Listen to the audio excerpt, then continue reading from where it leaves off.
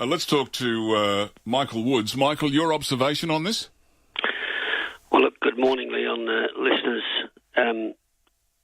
It's a difficult one. We always knew the government would jump in to fix up any loophole, and unfortunately, as they do, downplay it and say, look, it's a bit of a problem with a bit of paperwork, a certification, nothing real, nothing to worry about.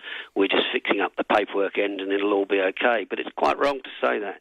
If you actually drill down, as I've said before, into what this really means, it means that in any normal case, a citizen has a presumption of innocence going into a case, and the prosecution, the state, has always had an obligation to prove their case against the citizen.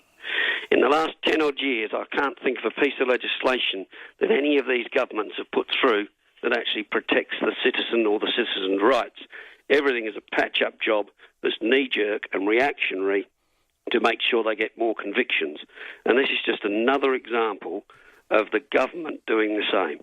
We've had the annual certificates that have been invoked for the Lidar guns for years. The annual certificate merely says that that gun was tested on a yearly basis and that it was accurate to the plus or minus 3 kilometres an hour, and that was done at an accredited station. Now, that means on day one, if you put it in March the 1st, let's say, for example, it's tested, they're going to say, OK, well, that means it's accurate till March the 1st next year as a piece of scientific equipment.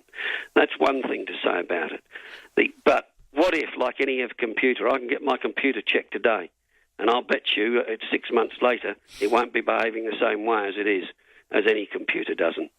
Now, that's what the checks and balances are of the annual checks, that making sure it goes through the 5-step procedure that it does, making sure a police officer who used to actually have to stand on the side of the road pointed at a car that had had its speedo checked only within 3 months and make sure that it was actually reading correctly. It's not a lot to ask when you're actually convicting people of offences, making them pay big fines. They withdrew that. They said, no, we won't make them do these run-throughs with a car and point a gun at them to check that it's doing 60 when the gun says 60. We'll make them stand at a wall and fire off a laser gun at the wall before and after their shift and do some other tests to make sure it's right. And then we'll make them certify that they did those tests. They're now looking at withdrawing that aspect too by the sound of it.